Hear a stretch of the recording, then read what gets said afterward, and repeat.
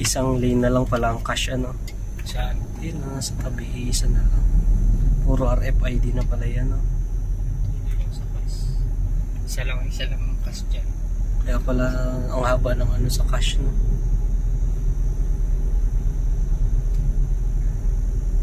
Yung iba naman kasi dito hindi marunong. Pag di nababasa, nag-aantay pang magpa-service sa ano, sa teller dyan.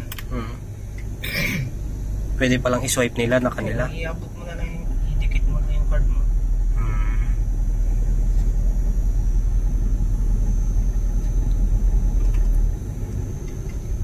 Didikit mo na lang. Tingnan muna natin pag di pinasa.